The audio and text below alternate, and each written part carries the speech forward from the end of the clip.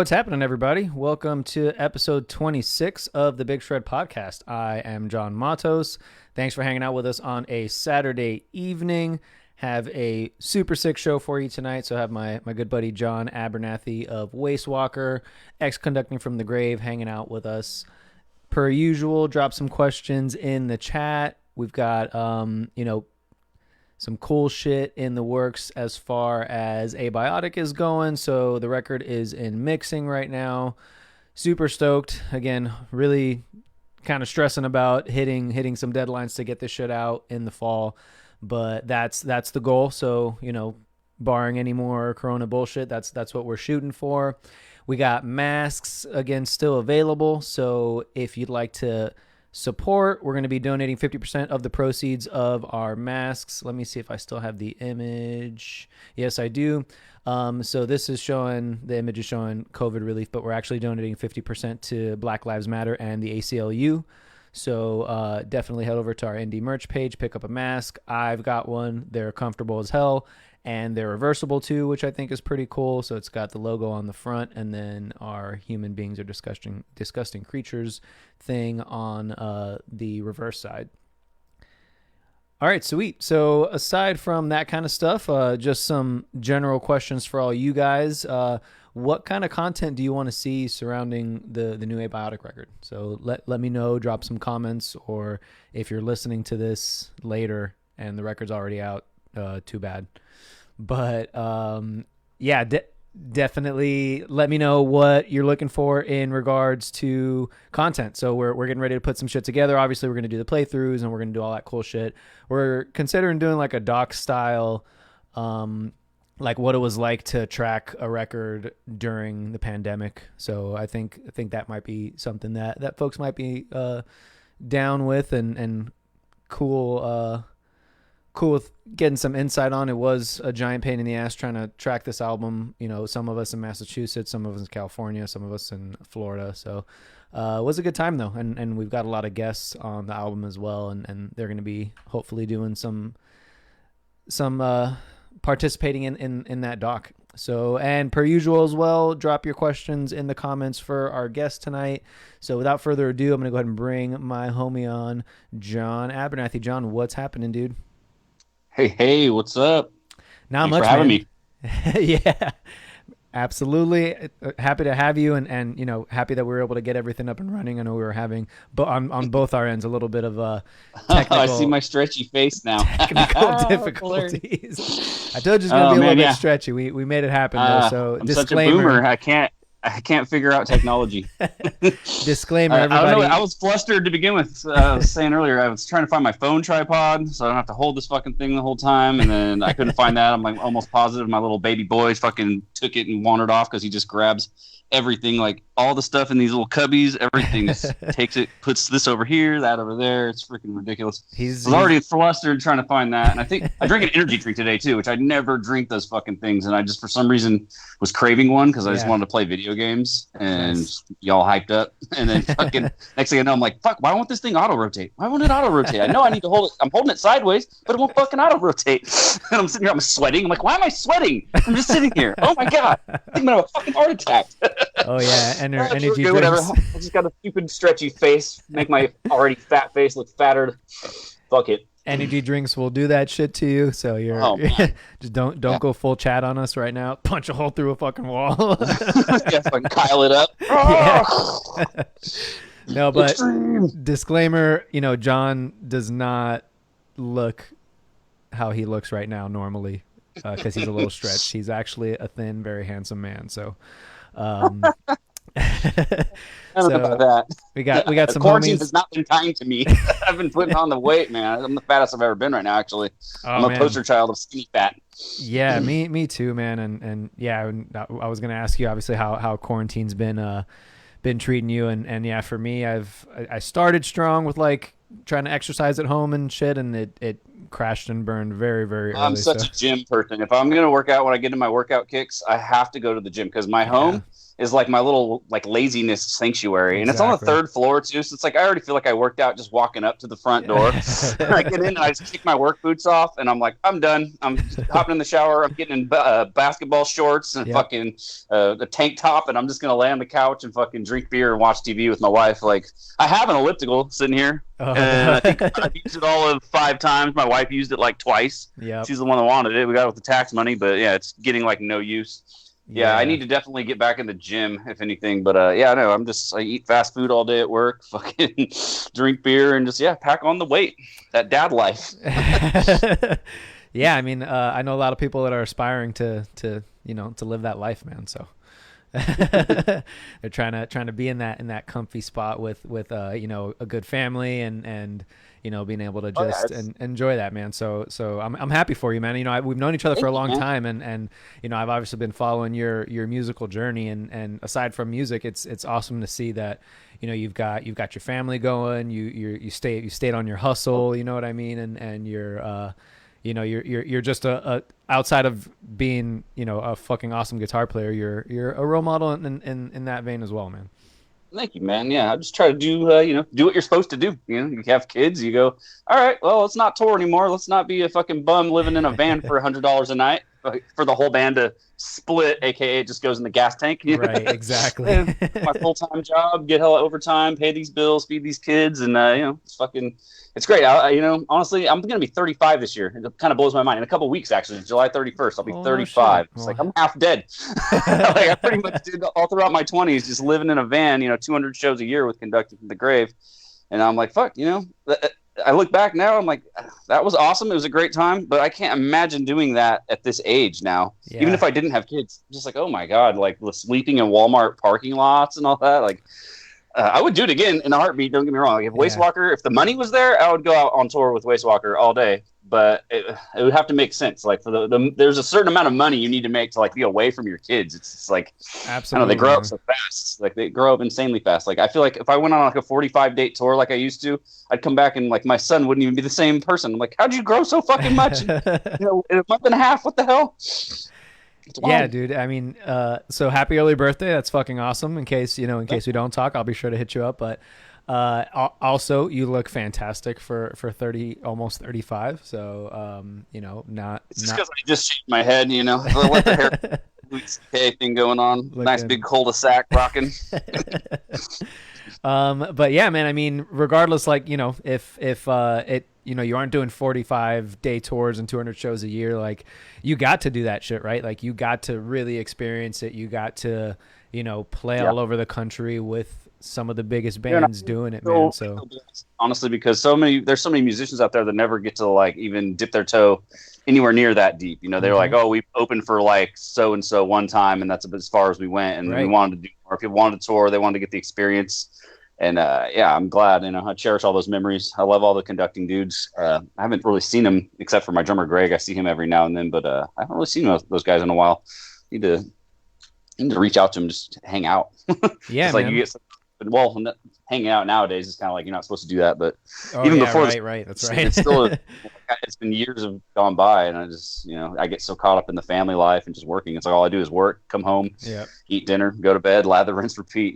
So I need to reach out and hang out with some of those dudes. I feel that, man. Yeah, even a little now, a little Zoom sesh or something, and that's what's been kind of Right. cool Well, about. you see how technologically I am with that type of shit. Jesus Hey, Christ. it's a little practice, little practice.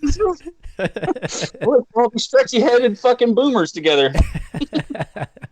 No, but that's what's been cool about doing the podcast. So I caught up with the first OGA Biotic vocalist, where we hadn't talked in like a couple of years and stuff, and had him on, and yeah, just getting to catch up with a bunch of old homies that either we toured together and I hadn't talked with them in years, or like it's one of those things that I see those people when they come to shows or when they come through playing shows, and you either get to talk with them for 20 minutes in the green room, or you're like having a beer with them at the bar trying to talk over the band that's playing, so you can't really like have a full-blown conversation. And this is kind of giving me an opportunity to really catch up with some people, and it just so happens some other people are watching or listening or whatever, so it's pretty damn cool.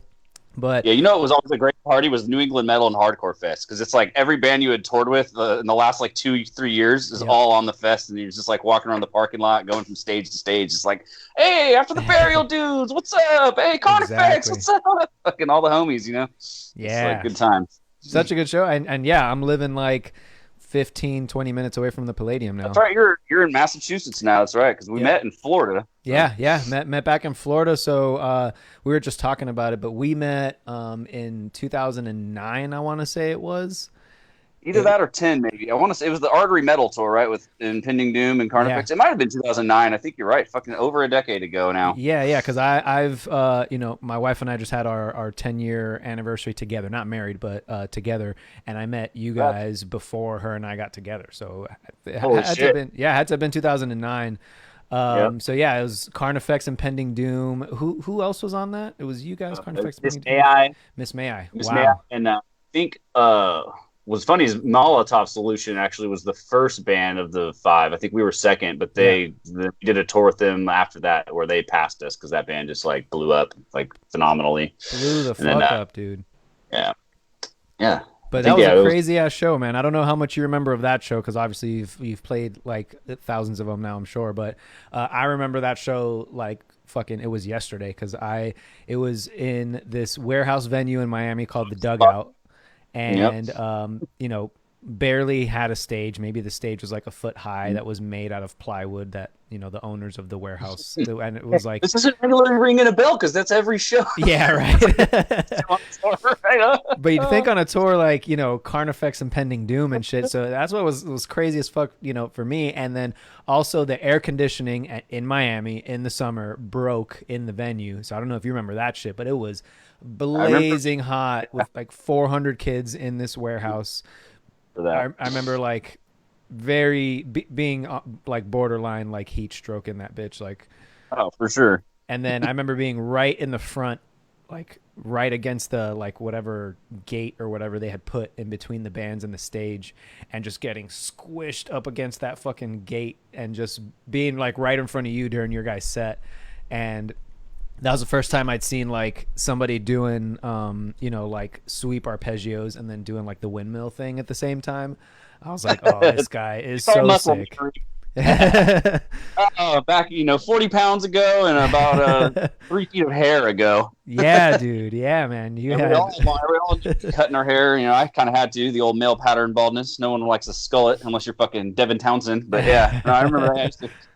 You just practice. We used to practice like we were playing shows back in conducting. I remember like every rehearsal was like, all right, we're gonna rock out as hard as if we're playing. Like, I'm so old and out of shape now. I like Waste Walker definitely does not do that. Yeah, like, I sit in a chair half the time. Like, all right, I know if I can play this. This is really for you guys because I just taught you the songs. I know how my parts go. I remember you told me that though way back. So you know, we ended up after that show, I ended up putting you guys up in my fucking like 800 square foot apartment. I just laid out some mattresses on the floor. Fucking yeah, you're like acting like I'm the shit, and you're showing me your shit. I'm like, dude, you're fucking ripping, dude. You're fucking killing me. No, you guys showed us a lot of love in the beginning, and it did help us. You know, you and you know your band help us get some of the recognition we were needing to kind of get our we were talking on MySpace, or maybe it might have been Facebook. I think it was Facebook actually. But yeah, before you were signed, like you had that video drop, and then I was like kind of we were talking about different labels and stuff and what deals they were offering you and this and that. I was kind of managing you basically, like, where's my 15%? No, and I put together like an electronic press kit for us, and I'm pretty sure I've got a quote from you in that press kit. So, you know, can't thank you enough again for you know, putting us on and co-signing us, if you will. Dude, you guys rip. Everybody knows you. Thanks, man. Thanks. Yeah.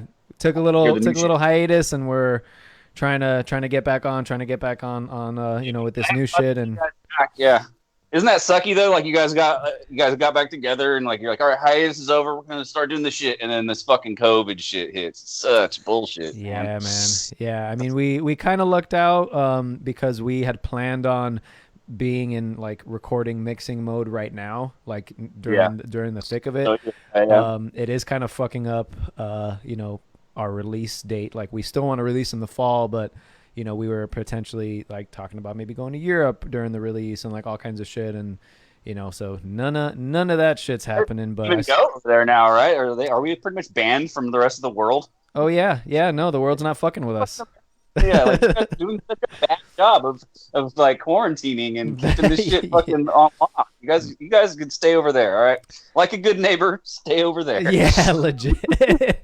And I'm not surprised at all. Like, they've got every they know what they're doing, telling us to stay the fuck away. Oh yeah, absolutely. Yeah, everyone go along to keep us out. Yeah, seriously. All right, don't bring your fucking molds and shit over here, you fat fucks. So we got some homies hanging in the chat. So James Kerr says what's up. Robert Calhoun, what's going on? Firm Flesh fame, what's happening, buddy? James Kerr says camera adds 30 pounds. Yeah. Says you're super it's sexy. IRL. Like a fucking Koopa that got stepped on by a fucking Mario brother over here. Yeah, that's funny. I can't. My auto rotate. Literally, how ridiculous! I don't know if you saw the beginning of this shit, but so.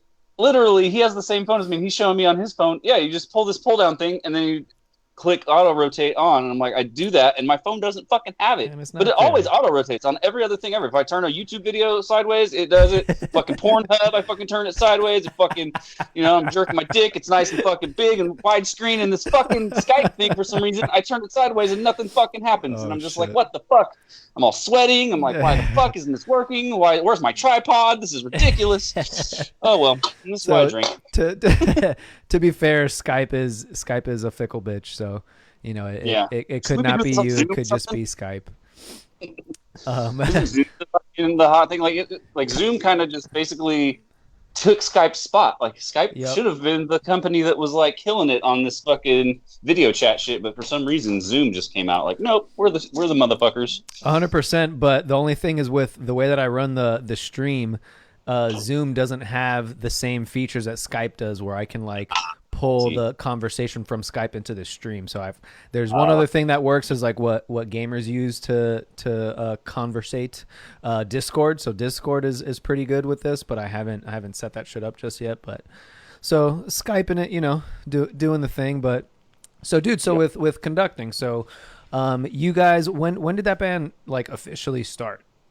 Like, when did you guys, because I know you guys had a name before, and then it kind of became Conducting from the Grave, and like, when did you guys like become Conducting and like get signed and shit?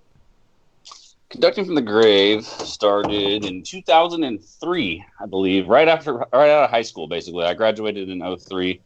I had a little tape, like a 4-track tape recorder thing that I bought from Guitar Center, where I just like plugged in like Guitar Direct in basically, and like was writing songs like that with no effects or anything. Just had like a little 3-song tape thing, like, and like, hey, just imagine, or it was like a 2-track, so it would do like left and right basically.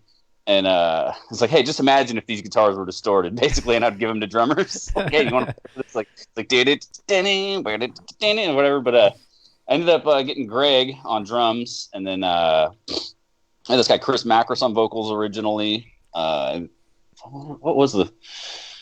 Who else was? Yeah, then. Oh man, we had fucking I'm trying to remember what we were originally going to call it. Like Seaside Sacrifice. No, that was the name of one of the songs. The very first song we wrote was when Chris Macros was on vocals. Was called ended up being When Two Blood Types Coalesce, which is like the last track off of our first EP. But that originally was called Seaside Sacrifice before he quit, and we got Sean Geyer from With Passion, and I don't know. We just we formed. We did like a tour with Light the City in like 2005. We had actually some label interest. I think what's the guy from from Unearth? The guy from Unearth has an Ironclad, like an imprint of Metal Blade. He kind of wanted to sign us. Yeah, the singer. Oh, okay. I forget his name. Yep. But we ended up breaking up to join With Passion for a while because they were already signed to Earache, and we had like a singer change. Basically, my whole goddamn career has just been a revolving door of singers just totally fucking killing me. Like in metal, you need a solid lead player and you need the same front man, and then you'll be set. You just put stuff out consistently, you will have success. But I feel like if you just have constant different singers, it's just gonna fucking kill you. Yeah. So we had all singer problems always, drugs and stuff. But Yeah, and then we did with Passion. It was an abysmal failure. We lost lots of money touring, fucking playing to nobody, getting no love from Earache Records, really. Then we reunited conducting because I was like, yo, conducting was like everyone in the scene in Sacramento was like, dude, why'd you guys do that? Fuck with Passion. Bring back conducting. I'm like, I agree. So we hit up Drew, the dude that had bounced out, and he was doing better. And we did a tour with Carnifex, Arsonist, All the Girls, and Embrace the End.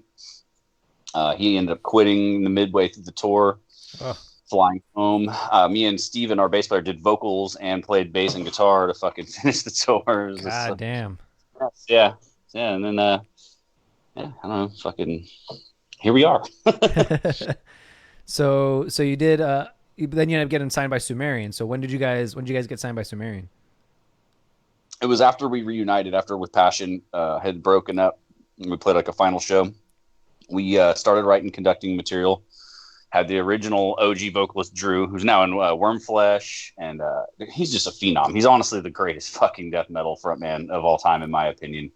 He's a fucking beast. Is that who was doing vocals on the tour when I met you guys? No, I think Lou was our singer on that tour. Okay, yeah. But no, we had Drew. And then we dropped some songs on MySpace, and they were getting like 3,000 plays a day. So we were managed by Artery Foundation Management, like Eric Rushing. Yep. When we were in With Passion, and he said, if you guys want to do conducting, I'll still manage you. And basically getting all the plays, and I think he might have pitched us to Sumerian because he knew he had a relationship with Ash, or I don't know if they reached out to him. I can't remember, but yeah, it was just because we're getting all those MySpace plays. Basically, you remember the charts on MySpace? Like you could click death metal, you could click whatever. And it would tell you like the top fucking 20 or top 50. Yeah, we were always consistently in like the top 20, usually like 16, 12 or whatever. Like Elysia, the other hometown Sacramento dudes, they were always number one. Fucking, who's the fucking faggot now? Jeez. Like, dude, that shit was ridiculous. Like, I just seen 600 kids at a church venue, every single one of them knowing the pile-on parts. Oh, man. Like, you can't cuss on stage here. It's a church venue. Like, all right, so the singer just puts the mic out. And who's the fucking faggot? Just fucking 600 kids all screaming it. Oh my god, good times. Sick. So you guys signed with Sumerian, and you start getting some tours, getting some recognition, and then what ends up being what ends up leading to like the band kind of breaking up? Singer changes, honestly, and just not making enough money. So we had Lou. With Drew quit, we re-recorded the album. Actually, we originally had a first version with Drew. Sumerian wasn't happy with that. They thought the mix could be better, and they wanted to send us instead of because we went to this guy Bob at Mayhemness Studios and here in Sac. They're like, we'll pay because like they're basically very strict about their brand. Basically, like the product that they release, they want it to be solid. So like, we'll pay to send you to Zach Oren, and once you get your new singer. And we had stayed with this guy Lou on tour one time, and he was an Invocation of Nehek, and he was in Through the Eyes of the Dead before for just some, I think. And he was a beast, and we stayed with him. He was kind of a nut, but we were like, "Yo, let's see if see if he wants to sing." And he was definitely kind of a fucking nutty dude. Yeah. He lasted a couple tours. He bounced. He had a kid and stuff. He should have never even. Come on. No fucking tour and conducting in 2009 where we're getting $100 a show for the whole band and you got a kid to feed. What are you doing? Yeah. I feel like I'm like ruining people's lives by fucking like, please my band. Come ruin your fucking life. Jesus Christ. Man, I know that feel, dude. We got Mikey. He was solid and consistent for like 2 records. Great talent. But he just ended up. He quit. He basically was like, me and my lady have to get a place. He was living at his parents', as were pretty much all of us throughout our touring, career, which is all fine and dandy until you're about 26. And it's like, yo, what the fuck? I gotta get a fucking place. So he kind of bounced out because he said him and his lady needed to get a place together and he needed to get more solid, which I totally, financially, I get that. I think they ended up breaking up like shortly thereafter. So I kind of wondered, like, she just kind of push him? I feel like women will do that sometimes, like just push the buttons to see how far they can push you, and then if you actually cave and quit your band or something, then they're like so turned off all of a sudden, like, he actually did it. Let's break up. Oh no. He quit, but we got Drew back again. He had fucking got clean off of drugs and everything again. Oh, good. We did some 10-year anniversary shows where we played our EP in its entirety. So it was like 2000. Yeah, when did that EP come out? 2005. So it must have been 2000. I don't know. The timeline's not lining up for some reason in my head, but we re-recorded the EP either way. And we did like 3 shows, and fuck, it breaks my heart thinking about this. But I mean, he's doing good now. He's doing like the best he's ever done. But we played 3 shows in like Sac, Reno, and LA. And he didn't even want to take a payout, but like my other guitar player Jeff was like, "No, dude, just take it." It was like I think $450 for the weekend. Like, dude, just take it, dude. Like we killed it. The hometown show was insane, and he took it, and he like immediately went and relapsed again. Oh no! Why? Oh, so yeah. Then we just kind of everyone was kind of going in different directions. Like my other guitar player Jeff had a master's degree or was working on his master's degree in electrical engineering. Wow. So I can go make fucking $100,000 a year. I think now he works at a place that's like designs missile defense systems for the government. So it's like, Holy yeah, what do you do? Shit. Death metal, dude. He's balling right now. Yeah, well, he says he's got. I was just talking to him for the first time in a while the other day because we got a Sumerian royalty check, so I had to PayPal him his cut of that, and I was talking to him. He's like, "Yeah, I mean, I still have tons of student debt though. Like, we're just trying to pay our student debt down." So he's not really balling. I think that's that's just the American dream. You go to college and then you're in fucking like $100,000 of debt, and you pay it off until you're fucking 40. Yeah, that's fair. God damn it. Yeah, we kind of went in different directions, and so I just kind of decided, you know what, fuck it. Like, it's just not really crack-lacking how I want it to be.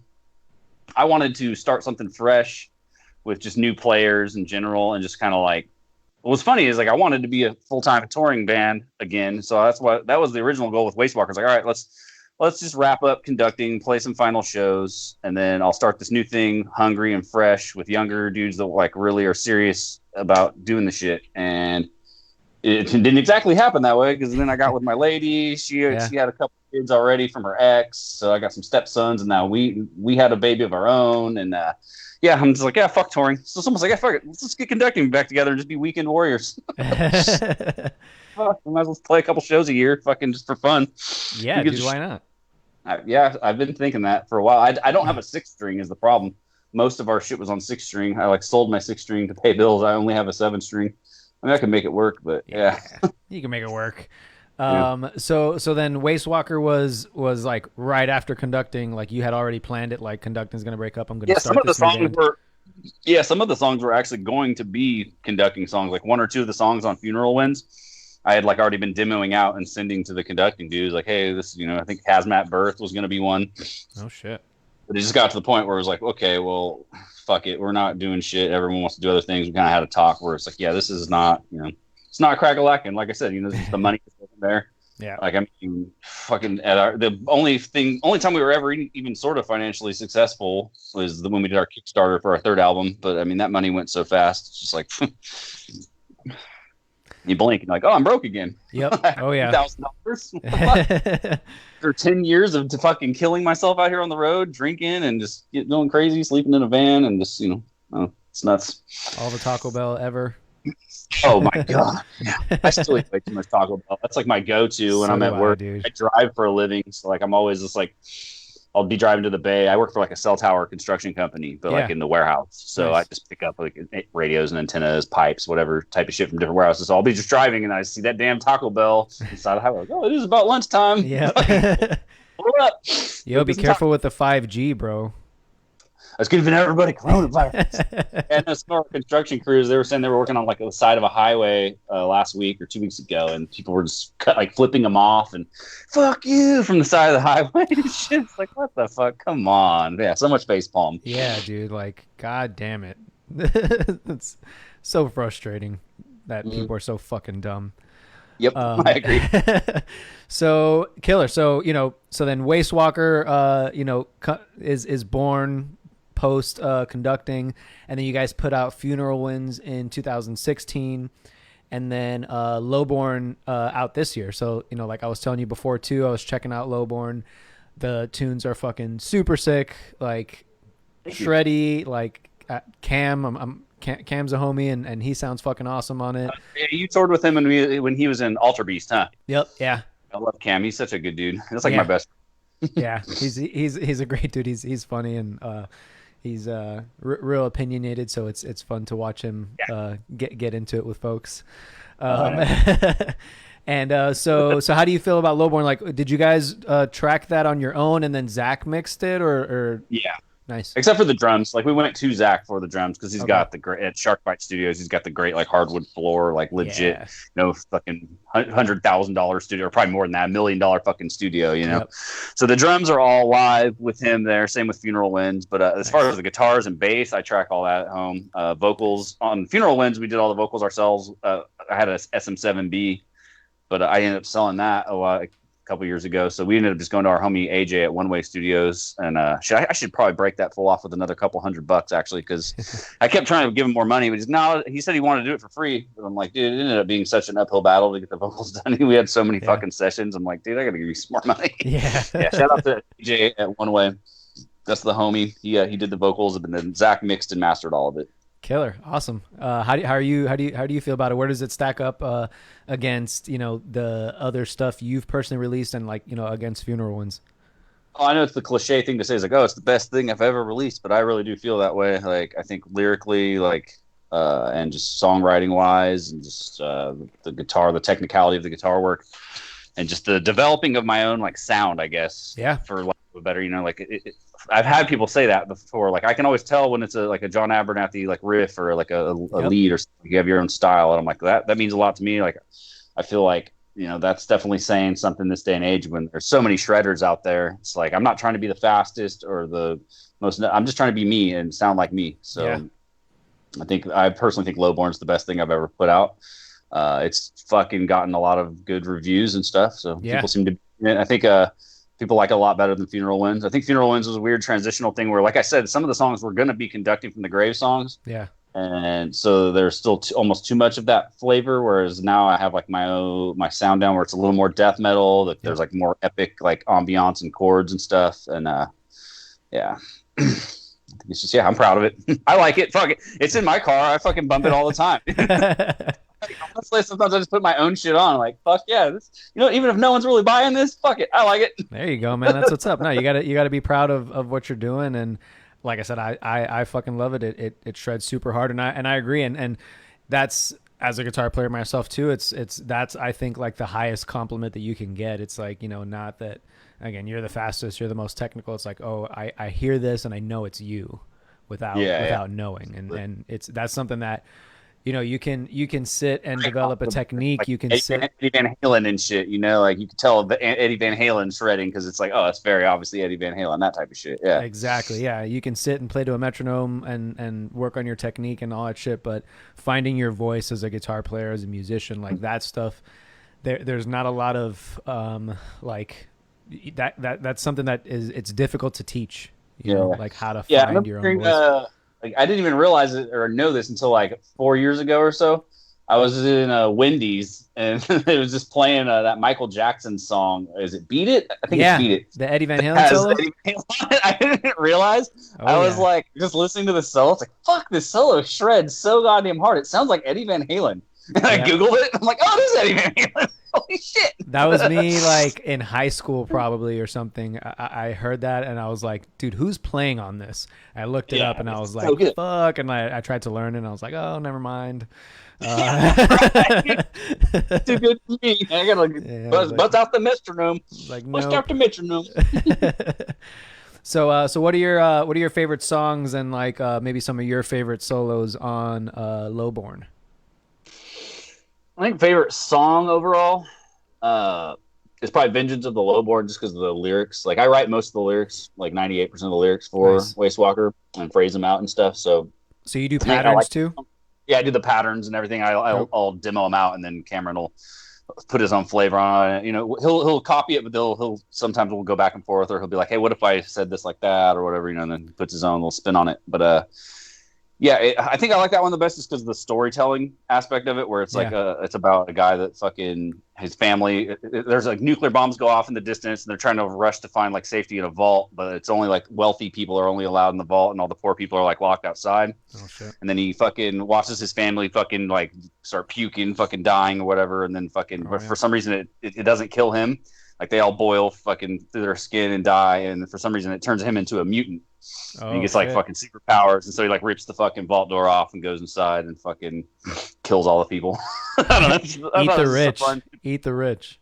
Right? Yeah, fun super metal song, possibly. Yeah, I'm about that life, fair. Fuck these fucking rich capitalist fucks. I mean, not really. It's like I love capitalism when I'm like selling T-shirts and CDs and playing Right. shows, and shit, but I fucking hate capitalism when I'm waking up to an alarm clock and I'm fucking clocking in a warehouse that fucking doesn't give a shit about me. Like Yep. fuck yeah, being just barely enough to pay my bills and feed my kids. Right on. Yeah. Well, I'm And- here 12 hours a day at this fucking place. Yay! Thanks a lot, guys. And then if I get one sickness that is just like just too complicated for one doctor, then I am broke. Absolutely. What's ridiculous is like I really hope if anything we take away from this COVID-19 shit, if we take nothing else away from it, it's that the 3 days minimum of sick time that companies are like allotted to give needs to go way the fuck up. Like, Yeah.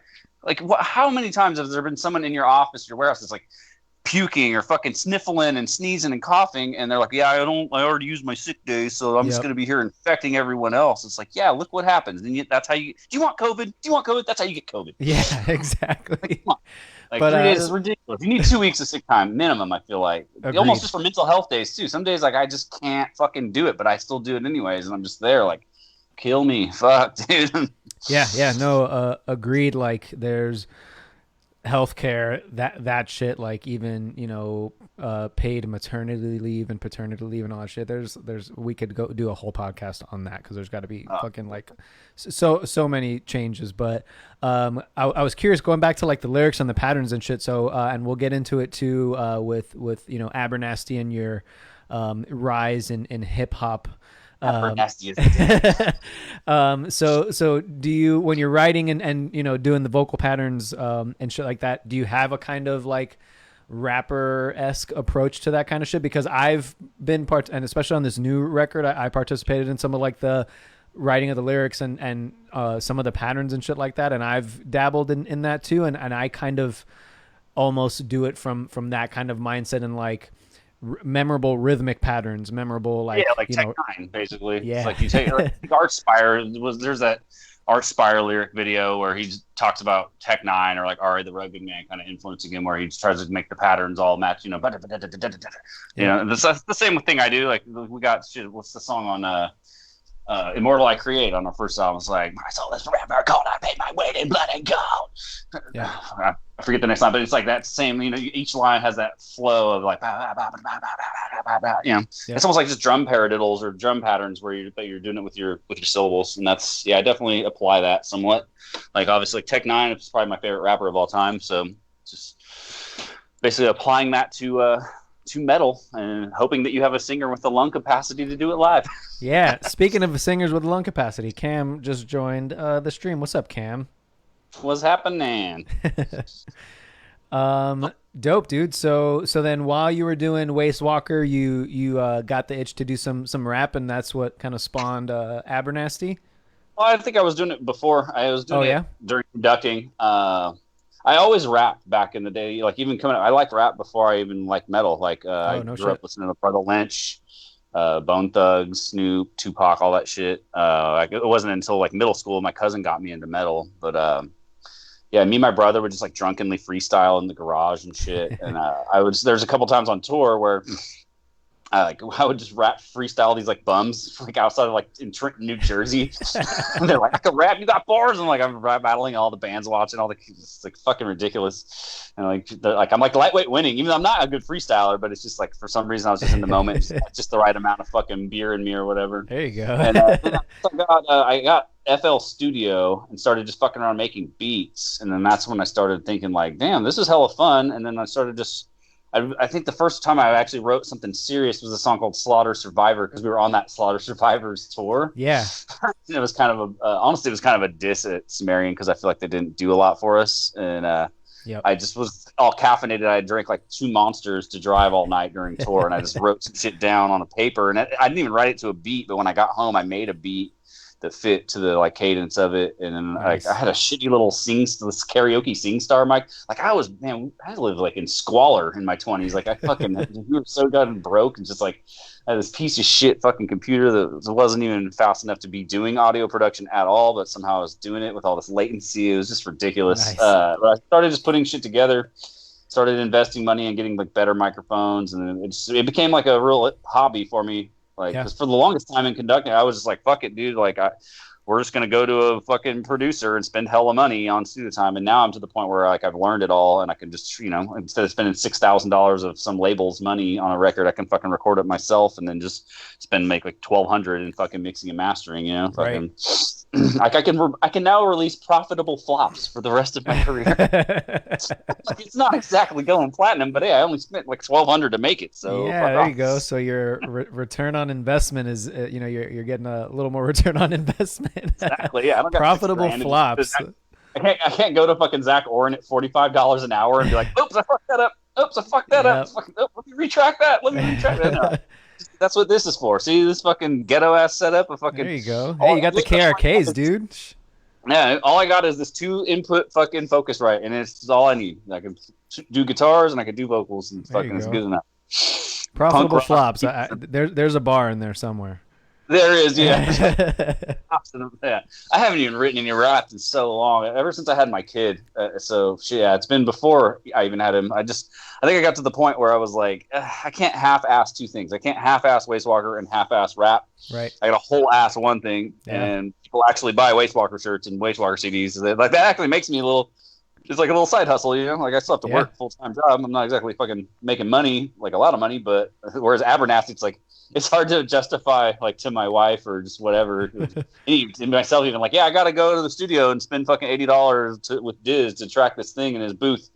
And it's like, I'm fucking selling. Like, literally, I think I sold 7 copies of my EP digitally. Like, no one gives a fuck about it. Honey, like, I gotta get in the booth. I gotta get in the booth. And I'm like I said, I'm gonna be 35 this year, and it's just like, I think I just started too late because, like I said, it was that Slaughter Survivor store. I was probably 26 at that point, 27 almost, when I started really taking writing rap seriously. And you just hear people that have been doing it all their life that are just masters of it, like Tech Nine or whoever, and you're just like, I'll never get that good, so why even bother? You just get like a defeatist attitude, like, dude, these guys kill it. And you listen back, especially my early shit, it's so cringy. I'm like, God, I fucking sucked at the beginning. But I still stand by my EP that came out like 2 years ago. Like, I think those 6 songs are amazing. I fucking think I killed it on that. Fuck you if you disagree. But my shit before that, whatever else before that, was not good. Hey, I got good at it. I just sort of gave up on it because I was like, I can't even. That's a bummer because I dug it, and I know you were killing it, and yeah, dude, it's. No, you were starting to make some rap music too, right? I was, and I kind of the same thing. Like, it was mainly like on the Abiotic hiatus, and then we came back, and I kind of the same thing. I was like, I'm not really that good at this, or like, I don't have the time to not be good at it for as long as I was like not good at guitar until I felt like I was kind of getting better. Because I think like it's okay to like, if you're gonna do anything, you got to be prepared to suck at it for a while and then be okay with sucking at it and kind of enjoy the process of getting better at it and coming up in it and all that stuff. But which I was like sort of getting into, like, okay, like I know I'm not that great, but I'm finding my voice, and I'm like, that's all it is. It's all finding your voice. Yeah, exactly. Yeah, and that even comes with like doing this podcast shit. Like, I couldn't really stand like listening to myself before doing this. It's like one of those barriers. Same way. I'm the same way. Oh my god, yeah. It's like it's fucking weird, but word. So yeah, so then you guys broke up, Waste Walker, and did you guys have anything going on this year that kind of Corona like threw some wrenches in? Just the fact we weren't able to play like an official CD release show because like we were supposed to drop this record like last year, but then like Cameron had some dental emergency where he had to get like all of his teeth yanked out. Oh yeah, and that sideline. And like we were basically like we announced the release date because all I thought was, he just has to get in and do the vocals, and they're already written. It shouldn't take that long. Yep. And pretty much like as soon as we did that, he was like, I can't. I got to get all my teeth yanked out, and it's going to take hella long to recover. Fuck. All right, so we pushed the shit back, and then it's like, all right, finally, here's the new release date. The shit's done. We have it all back from Zach Oren. We're ready. We're pressing it. We're getting it shipped, and then it's like, nope, no one's having any concerts anymore. It's like, God damn it. Because I mean, to me, a large part of playing metal, especially like all the meticulous time that you put into it with all the technicality, getting everyone tight, everything is the huge part of the reward is playing the shows. Yeah, you know what I mean? For sure. even if I don't get to like tour full time and play all the time like I used to, still like one like dope fucking local show a year where you fucking headline and it's your CD release show and the club's packed out, you know, and fucking you have a great time. Like that's what it's all about. That's what it's all about. You can do that. So it's kind of a bummer, but we're still getting a lot of love on the online orders and shit, and people still seem to be digging the record, but it definitely sucked not being able to play a CD release show.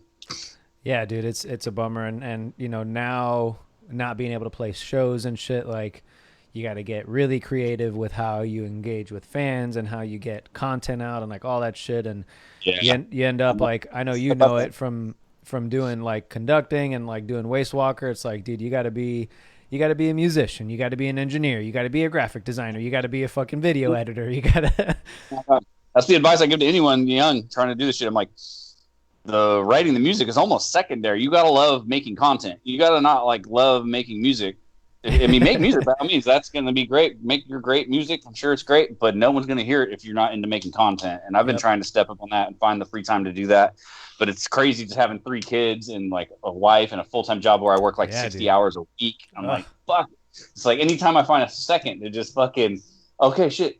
She's at her mom's with the kids. I get home, I'm like, all right, well, let me jerk off to internet porn real quick because I fucking never get a chance to do that. All right, now turn it off. Let me make a little guitar instructional video. But the jerking off, of course, comes first. That's definitely crucial. But yeah, you just never have yourself. It's just like you get home. Like as soon as I walk in the door, my 7-year-old's asking me a million questions. My baby's running around getting into everything, trying to just destroy shit. My wife is just done. She's just had it. She's like, yeah, you're home. I get to fucking go have a cigarette and fucking go take a shower, and you can fucking change this diaper and fucking. I'm like, yeah, I'm tired too. Fuck, I just worked in a warehouse, fucking loading boxes and fuck. It's just fucking. Yeah. So then you think like, wow, I get to do some music shit. Fuck yeah, I know that's really the key. It's like consistency too. Like if you're consistently really like, mad respect to you, this is what the 26th episode of this 26, man. Yeah, and I've had to take some like little breaks in really between, but... like I want to start doing something like this just because I know like that's what was the secret to the like a lot of comedians' success is having podcasts. Like it wasn't the jokes that they were telling and the tours they were doing and the stage time and shit. It was the fact that they had a consistent, like Bill Burr had his Monday morning podcast or whoever podcast, dude. Or generally, he's fucking genius. But it's just amazing. Like if you just have that consistent content, even if it's not like a high budget music video, it's just a fucking podcast. We're bullshitting. Like I think that like keeps your name in people's ears and it keeps shit relevant. And then like people become fans of certain podcasts and stuff, and you follow it for years, and you kind of just see the progression and stuff. Like, no, like shit. I'm wearing a podcast T-shirt right now. Legion of Skanks. Fucking dudes are hilarious. Big J Okerson. Big J Okerson, Louis J Gomez, and Dave Smith. It's like it's billed as like the most offensive podcast ever. They're just it's fucking. They're just goofy fucking goofballs, basically. Yeah. But yeah. Nice. Yeah. I mean, this has been cool, and it is admittedly like fucking pretty exhausting too, honestly, because since I do it live, I do it on my days off from work, so I've got the full-time gig too, and so on my days off from work, I'm doing it live, and then in between then I'm trying to like, do some edits to upload to YouTube and then put it on Spotify and, get ready for the next one. So I decided, and I talked a little bit about it on the last episode, but I'm trying to do like what some other podcasts do, which is just do seasons. And so this season's going to end of this month. I've got a few more interviews, a few more episodes for this one, and then I'll probably like take a month off or something, do a little... That's smart. Yeah, do a little regenerating and really hit the ground on the abiotic content for this new record, because I gotta shoot playthroughs and all that fun shit that comes along with like we were saying, do all the stuff that's kind of outside of writing and recording the music. I know, it's crazy to think like when I started doing this, all I loved more than anything is coming up with riffs, stringing those riffs together, like talking to my drummer, be like, what if you played a beat like this and that? Next thing you know, fucking fast forward almost 20 years later, and I'm like, oh shit, how do I make this lyric video? Tutorials on how to make lyric videos. I'm not gonna pay somebody $300 to make a fucking lyric video. That's too much goddamn money. I'm broke as shit.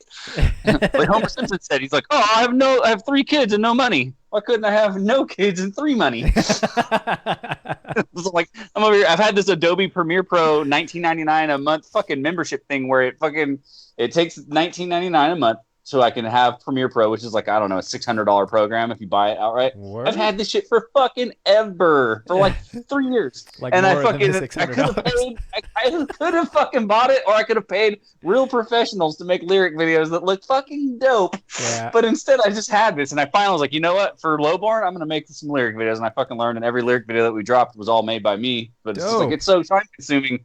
Yeah, those look. Yeah. I don't know how that shit works. That looks difficult. So props to you. I've been doing like a little bit of video editing here. I've been using what's this program called? DaVinci. Which is free, and I've just been kind of doing it up on that. And I've done some of our playthroughs. Like I've edited some of our playthroughs because, like you said, fuck that shit. I'm not gonna pay somebody to do that shit. Yeah, once you just line all the clips up, then you just kind of pick and choose. Okay, well, let's cut to the bass player now. He's ripping. Exactly. All right, let's cut to me. This is the part where I fucking rip. Let's cut to the other guitar player because this is where he's fucking ripping. Yeah, let's put all of us on the fucking thing together. Yeah, it's fun actually. Once you get the hang of it, it doesn't take a lot of time. It's actually just the learning curve is more than anything. But once you learn it, it's like, oh, I was gonna pay someone $300 to film this fucking guitar playthrough. The fuck? I could just fucking. Hey, everyone's phones even honestly nowadays have a camera that's more or less good enough. I mean, if you get your lighting right and everything, it's gonna be fine. You put it in there, you fucking line it up, you chop it how you want. Yeah, it's you just kind of have to do it because that's the day and age we live in. It's a competitive playing field out there. You can't just be like, I'm going to make dope songs and that's going to carry me to the top. It's like, you know how many dope songs are out there, but motherfuckers don't have a good video or good content, regular content. Yeah, no, you got to just pumping shit out. It's fucking wild. Yeah. And now I feel like more than ever too, it's there's like a push for there to be like that barrier between bands and fans has just like almost not there anymore. Where like, 10 years ago or something like that, it was more like there was a little more of I don't know what the word is exactly, but there was more of like a mystery to like, who the guys are in the band. And, now it's like, if you're not responding to like every fucking comment, if you're not doing like almost like a weekly Q&A type shit, if you're not doing, posting fucking stories on your own Instagram and Facebook and stories on the band one and like this and that and like clips from in the studio and like. Yeah. Like look right now. Everyone's getting basically an MTV Cribs of my house. There you go. Like, MTV Cribs, my fucking show us where the magic happens. Yo, show us where the Pornhub masturbating sessions happen. Right there. Right there. Or Rolling Rock cans that I've drank during the course of this. My sheets are off the bed. That's because last night some other magic happened. Fucking good on you, man. Married and kids and still making it happen. How disgusting is this? I have not seen this. This is my 12-year-old. His room's fucking a disaster. Oh my god, there's fucking Carl's Jr. rapper over there. What the fuck? It smells like feet in here too, and he hasn't even been here. He's been at his dad's all weekend. Jesus, I would open my 7-year-old room, but my baby's sleeping in there. He's having his nap. Yeah, no, I'm sure it's also a disaster. And then this is, got my big screen TV, my Xbox. There you go. My fucking shitty couch that's all fucked up. And then most importantly, the fridge with the beer. Is the first Big Shred Cribs edition. So Big Shred, you're doing Big Cribs. Big Cribs. Big Cribs, I like it. So that's Sumerian money, dog. You get that Sumerian money and you can sign that Sumerian contract and you can have all 1,100 square foot of this. Even though it's really like low income, fucking, income based, fucking, this shit would be like fucking $800 more a fucking month if I wasn't so goddamn poor. You'd be rolling in the Rolling Rock. Oh yeah, with on that Sumerian money. Yo, so you remember your first guitar? Like what your first guitar was?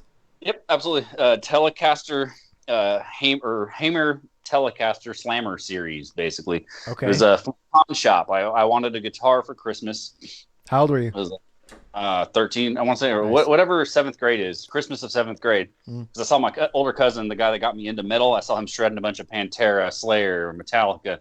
And like I said before, then all I listened to was Brother Lynch and shit. Like I just listened to fucking like Bone Thugs and like I like that shit. But then you showed me some Cannibal Corpse and I was reading along with the lyrics in the lyric booklet and I was like, man, this makes Brother Lynch sound like some Disney music. What the fuck? This shit's real cool. And I was like a dark, macabre kid. So I was way into that.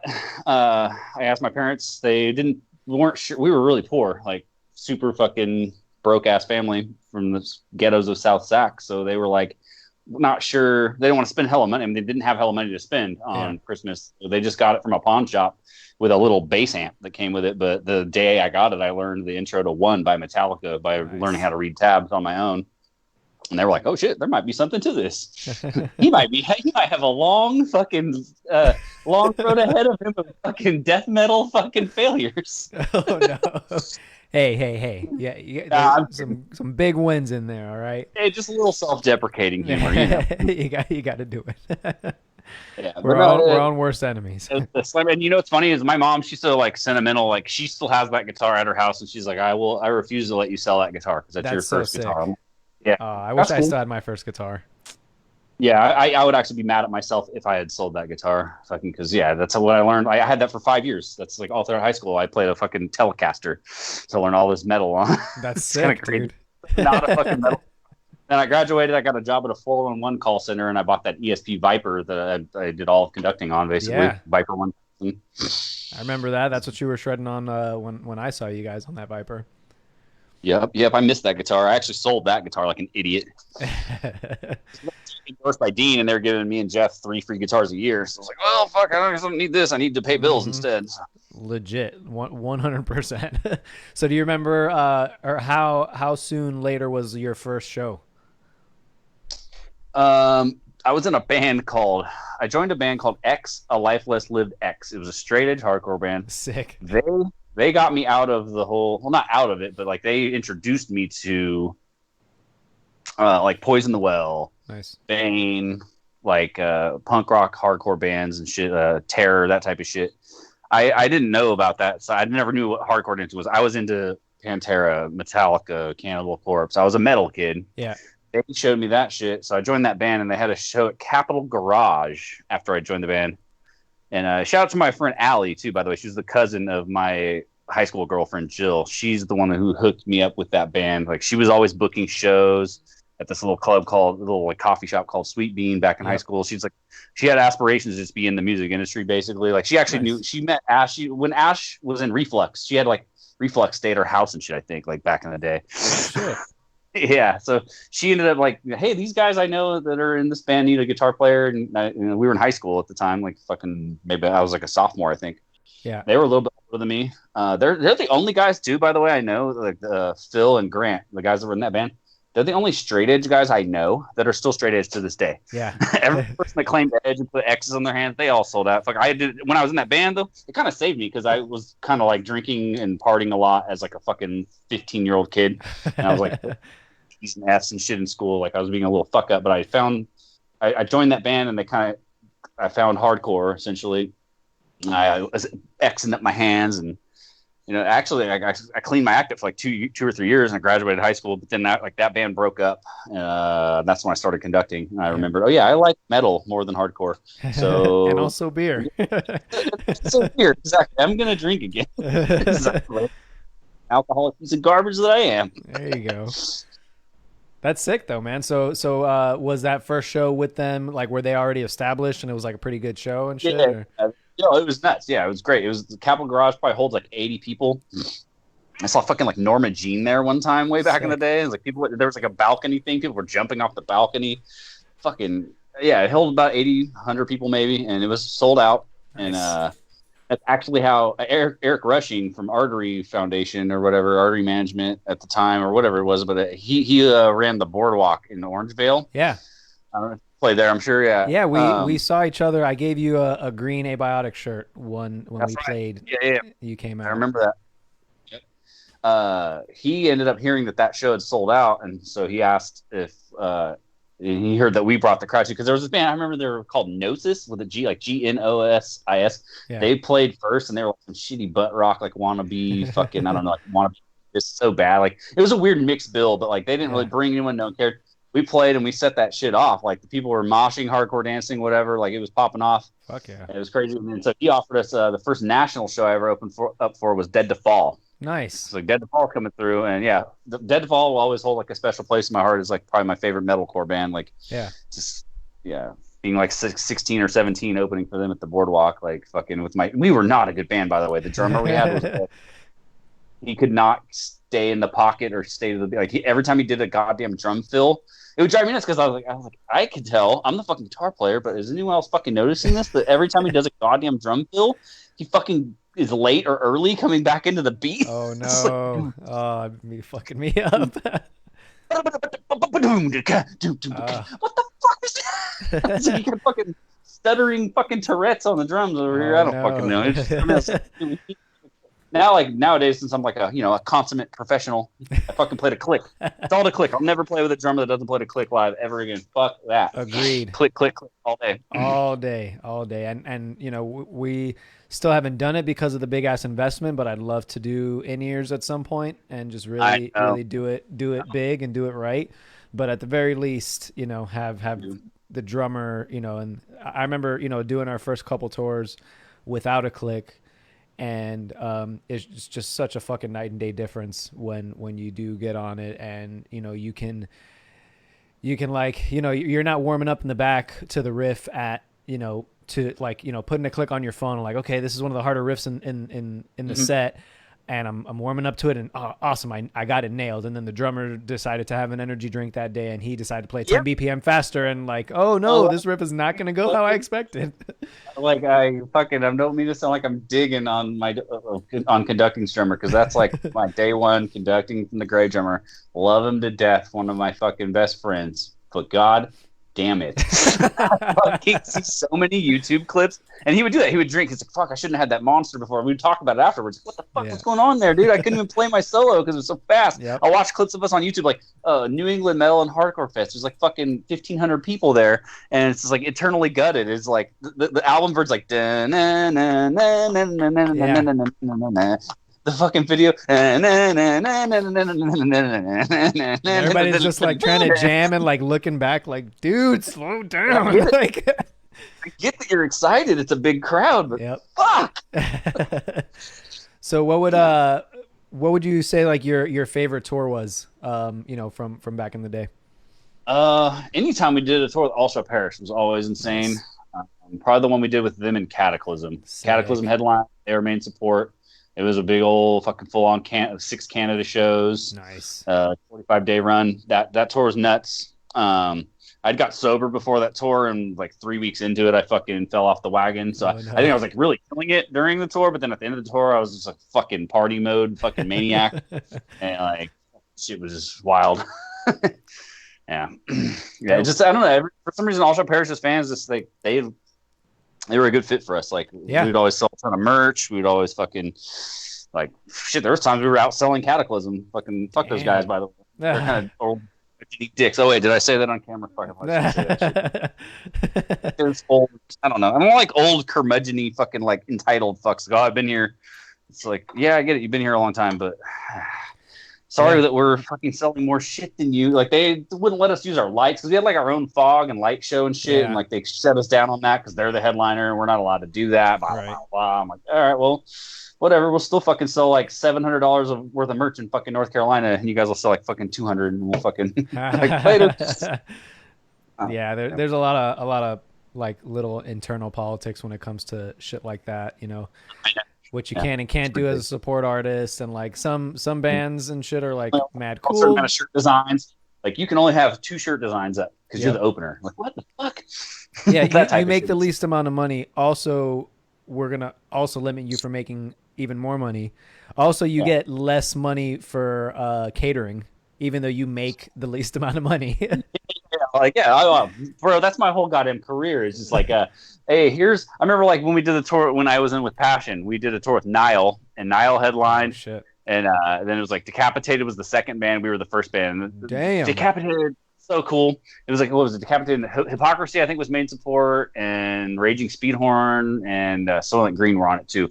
But there was like a green room that had just counter space all around, like wrapped around, and it said like with passion, and it had a little piece of paper that said with passion, and it was just a case of water. And then next to that, there was a piece of paper that said Decapitated. It was a case of water and a case of Bud Lights.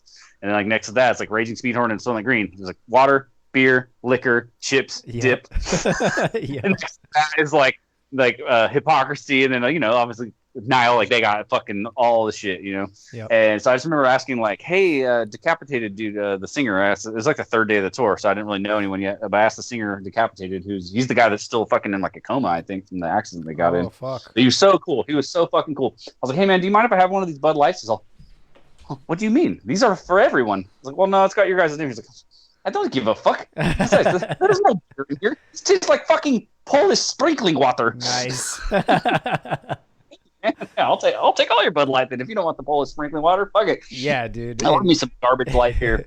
As you can see, I'm drinking these fucking Rolling Rocks, going down like water. Yeah, dude. In Europe, those guys are from across the pond. Yeah, the catering is just on such another level. So that's cool. I got to go over there with Hoods. I nice. Filled in for on guitar for Hoods for like 3 weeks, and holy shit, yeah, I could get used to that. We were in a Sprinter too. It's like decked out, fucking comfortable sleeping arrangements, like dude. Hostels or hotels every night instead of sleeping in the van. And yeah, all the catering was insane. I'm like, what? Insane, dude. Why is the States like, here's a fucking Little Caesars pizza, go fuck yourself? Yeah, that was like my experience. I was thinking that same shit. We went out with Suffo and Cattle Decap, and that was like the only bus tour we ever did. And being able to like have a bunk and just like wake up in a new country, just like rested and like, not having to fucking drive. And I didn't have to sleep in the driver's seat because it was my drive. Yep. And since I was the last person driving, I also has to sleep in the driver's seat and then wake up and like fucking finish the drive. The worst. The worst. I was Nighthawk and Greg, my drummer, was Early Bird. He would always like, he was more of an alcoholic probably than anyone. Well, I don't know. But anyways, he would be wasted by the time we left. But if it was like my turn to drive, I'm like, I'm good. I didn't really drink because I knew I had to drive tonight. So I would drive all fucking night. I'd crush energy drinks and drive till the sun would come up. Then he'd be like next to me and be like, hey, Early Bird.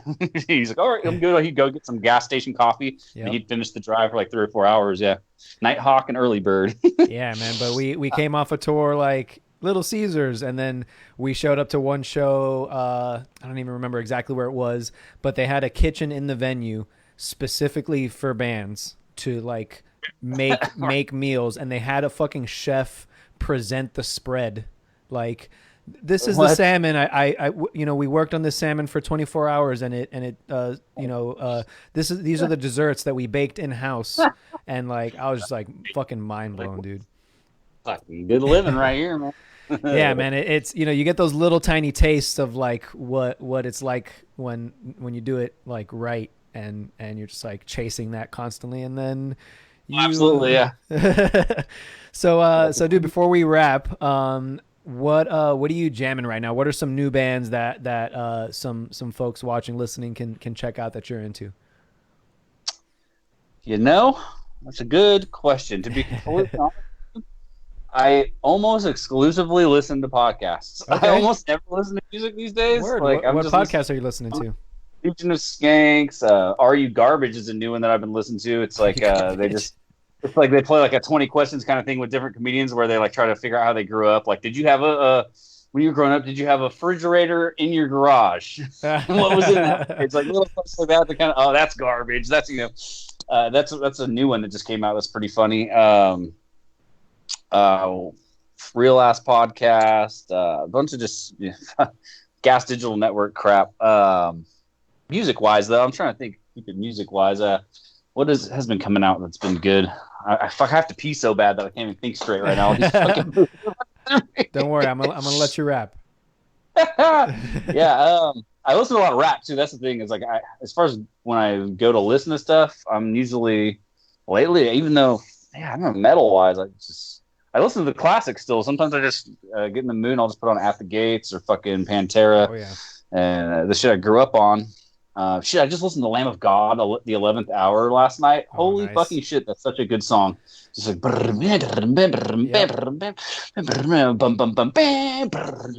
don't know, man. That shit was ripping. I was like Still, fucking jamming out. My baby boy was fucking rocking out too. He's all, ah! I was like, hell yeah. "Song rules, huh?" Still that shit still stands the test of time, man. That's when you know, you got the good shit when you can listen to it all the years later, and it's like, wow, this shit still holds up.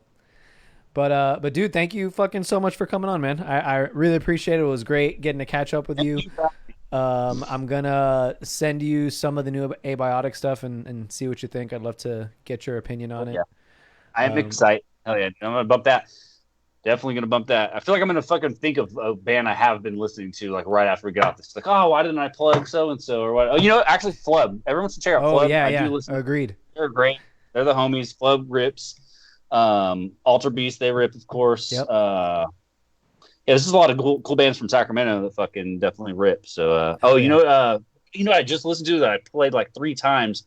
Psychosomatic. Check out the new Psychosomatic. Okay. They've been around forever since like the '90s. They're from Sac, like Sac thrash band. Nice. They've done like tours with Revocation and shit. They've been at it for a long time. But the new shit they just dropped is fucking incredible. Like the production is so raw and great, and just the songwriting's good. Yeah, I was digging the new Psychosomatic. Keep that. Fuck yeah. So before I let you go and take that piss, where can people find? This is that long piss where it's like, oh, this feels like better than some of the nuts I've busted.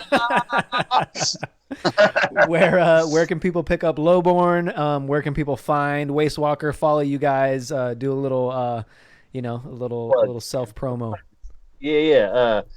Well, all of the Wastewalker stuff and Conducting from the Grave is all on every digital retailer. So, iTunes, fucking Spotify, all that shit.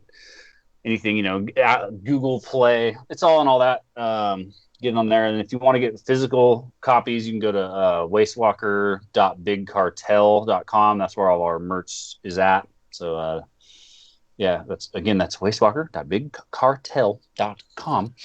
And yeah, that's all our t-shirts, all that, which definitely helps us out during these crazy times. Because normally you play some shows every 2 shows. We were playing like 2-3 shows a month every weekend. Yeah. Like we're out doing shows somewhere, selling shirts, and that definitely helps us out, fucking to keep the machine rolling. And now we're been grinding to a halt. So check it out in there. Yeah, you can get it's pretty much it. It's Big Cartel or fucking any digital place that you get anything.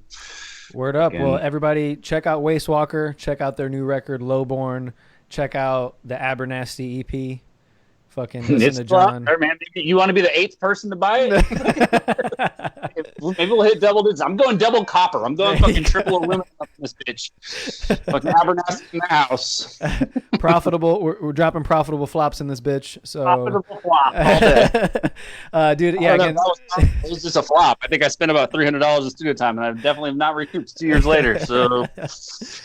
Thank you so much again for coming on, man. It was a pleasure talking and just getting to catch up and shit. So we'll be talking again soon. Good luck. I hope wish all the best to you, the family. You guys stay safe, stay healthy, and wish you all the best with Wastewalker too. And hopefully we'll be out in your area. Maybe play some shows together and shit, man. So yeah.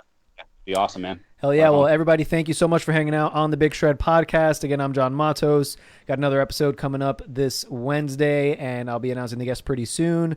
Thanks again for hanging, and everybody have a good night. Peace.